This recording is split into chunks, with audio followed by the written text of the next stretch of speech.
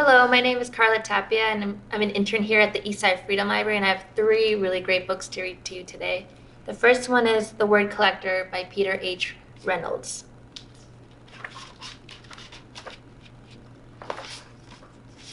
The Word Collector. Collectors collect things. Some people collect stamps. Some people collect coins. Others collect rocks. Some collect art. Some collect bugs. Others collect baseball cards. Some people collect comic books. And Jerome, what did he collect? Jerome collected words. He collected words he heard.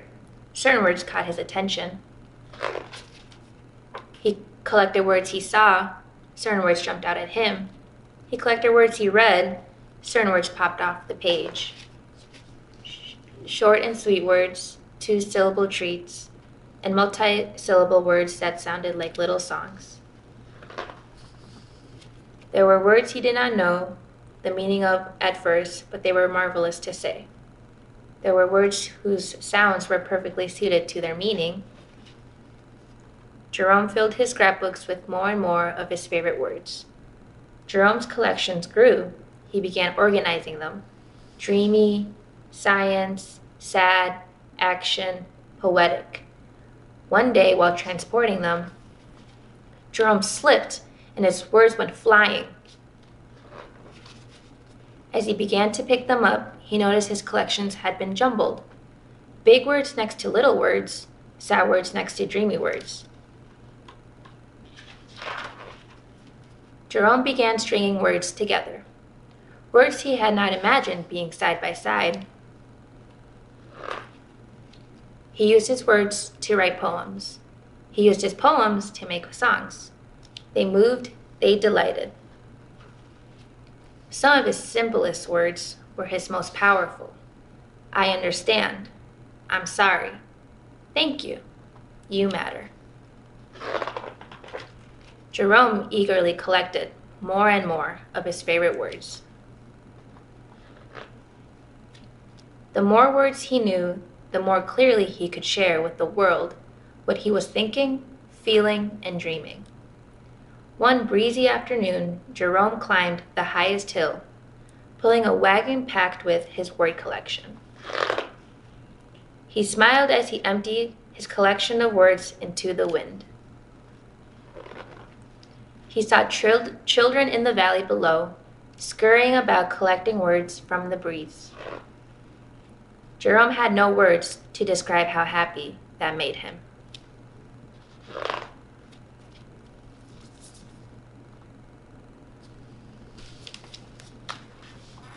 The second book I have for you guys is Life Doesn't Frighten Me, poems by Maya Angelou and paintings by John Michael Basquiat.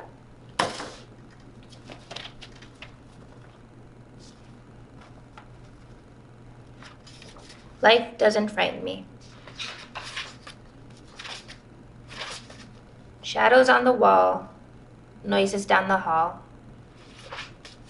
Life doesn't frighten me at all.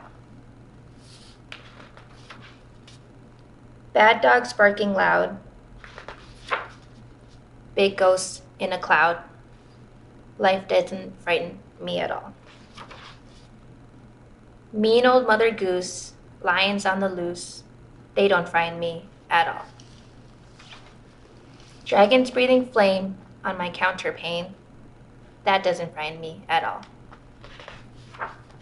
I go boo, make them shoo. I make fun, way they run. I won't cry, so they fly. I just smile, they go wild. Life doesn't frighten me at all. Tough guys in a fight, all alone at night. Life doesn't frighten me at all. Panthers in the park, strangers in the dark. No, they don't frighten me at all. That new classroom where boys all pull my hair, kissy little girls with their hair in curls. They don't frighten me at all. Don't show me the frogs and snakes and listen for my scream. If I'm afraid at all, it's only in my dreams. I've got a magic charm that I keep up my sleeve. and I can walk the ocean floor and never have to breathe. Life doesn't frighten me at all. Not at all, not at all. Life doesn't frighten me at all.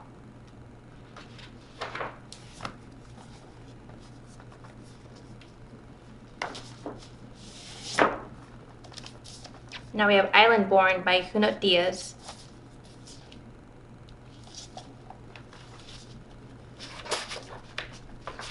Island Born.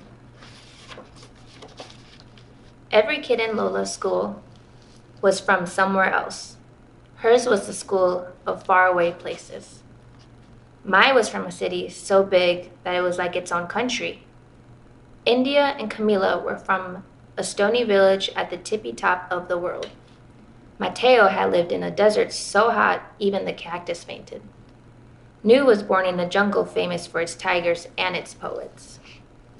And Lola was from the island. So when her teacher, Miss Obi, told the class, "Please draw a picture of the country you were originally from, your first country, and bring it in tomorrow," everyone got super excited. I'm going to put in pyramids," said Dahlia. "And I'll draw a canal this long," Franklin said. "There's going to be a mongoose in mine," Nelson yelled. Nelson always yelled. Everyone was talking about their drawings, everyone but Lola. Lola, you see, loved to draw. But she had left the island when she was just a baby, so she didn't remember any of it.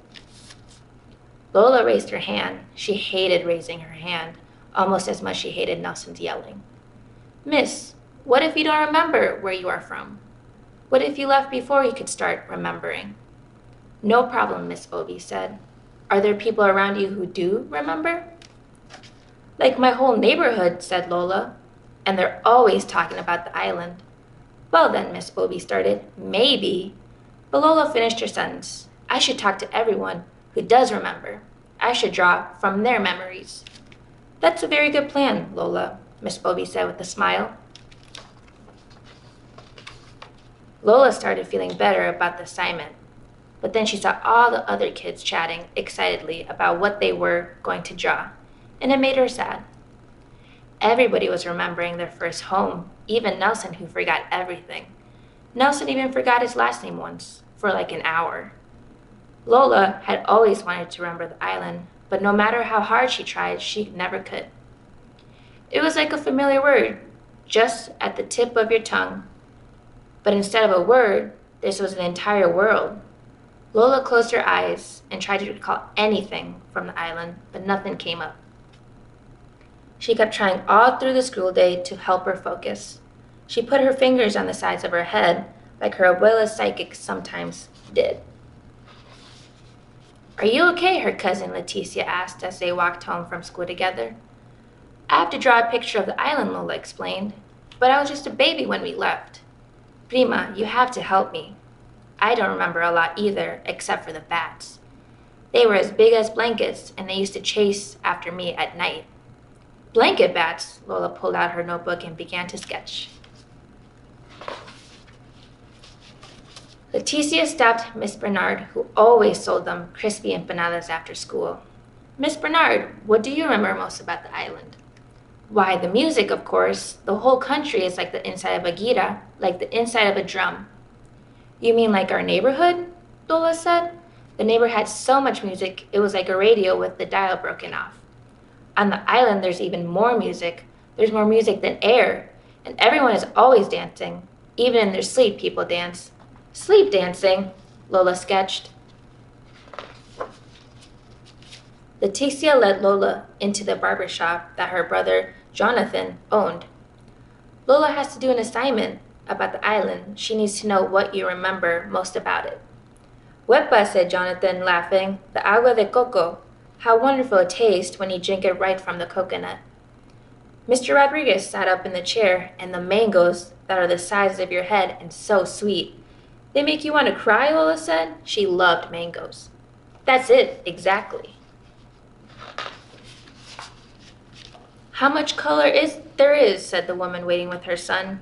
"Colorful cars, colorful houses, Flowers everywhere, even the people are like a rainbow, every shade ever made. Like us in here, Lola said. Even more color, the woman said. Agua, mango heads, rainbow people. Lola was trying to keep up. The island sounds so beautiful. Why did we even leave? Well, it isn't all beautiful, the woman said.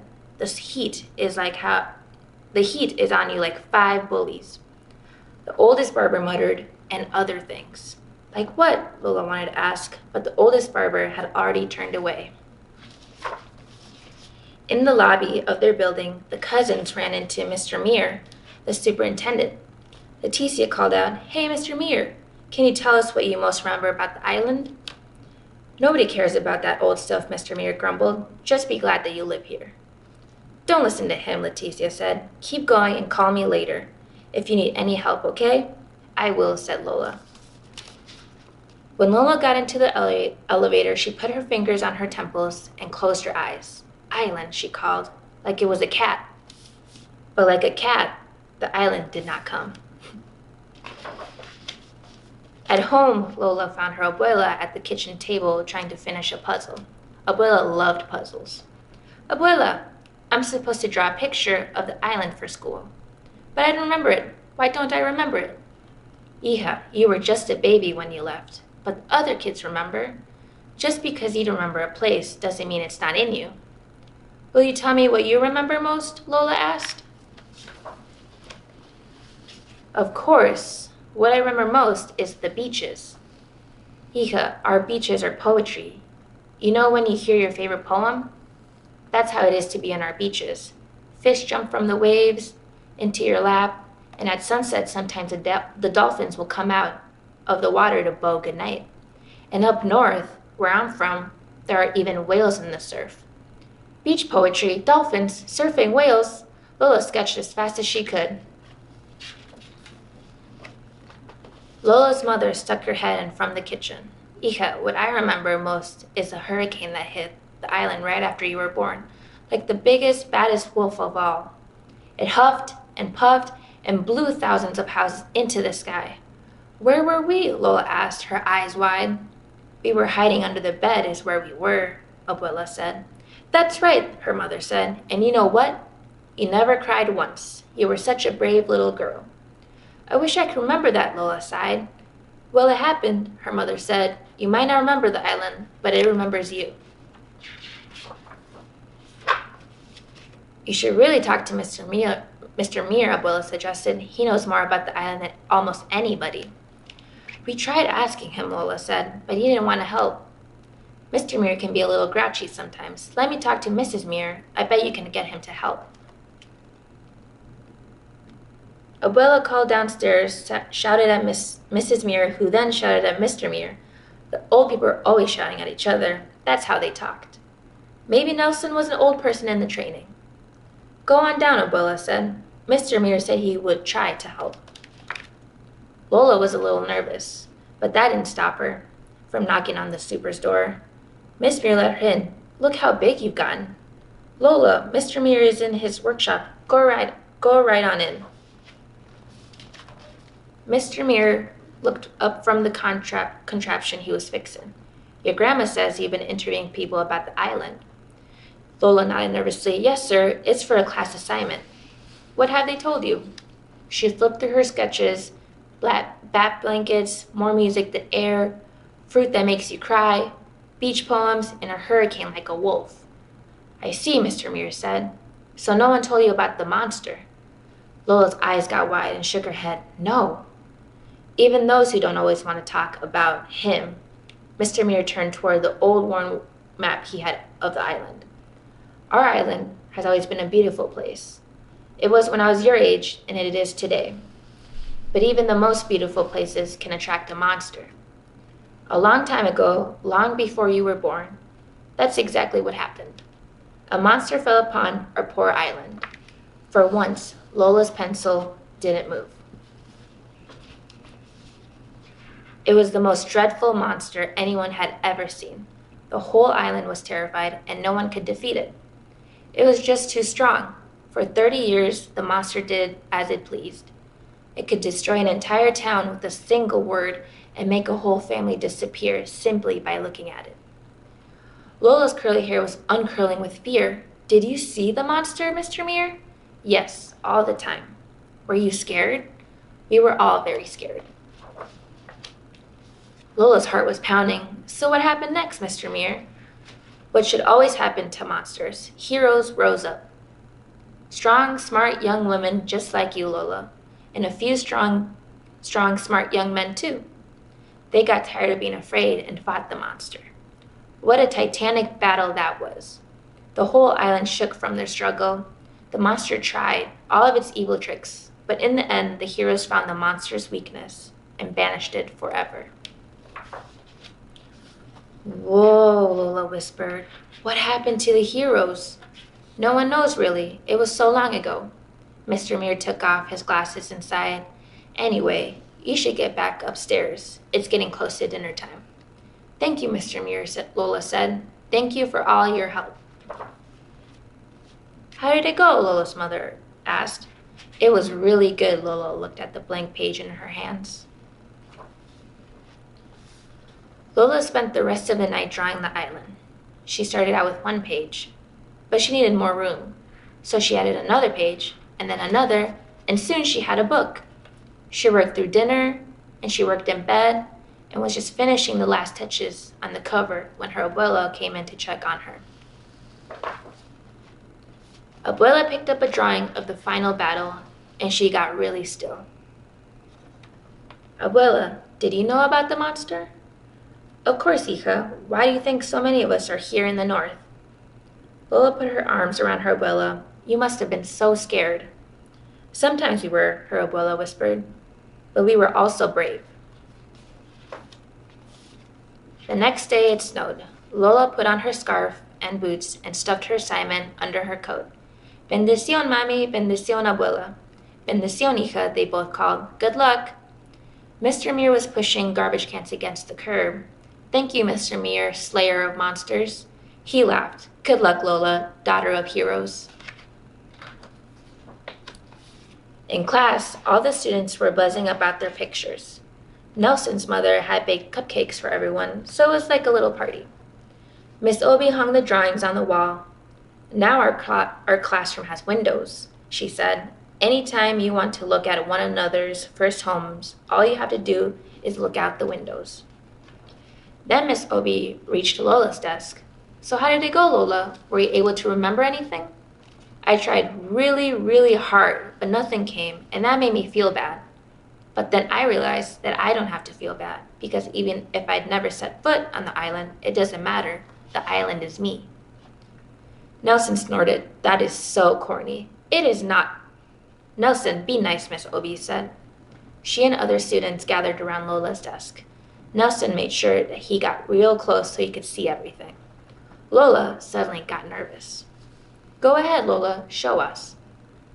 Okay, Lola said, taking a deep breath, and she opened her book. And out burst the island.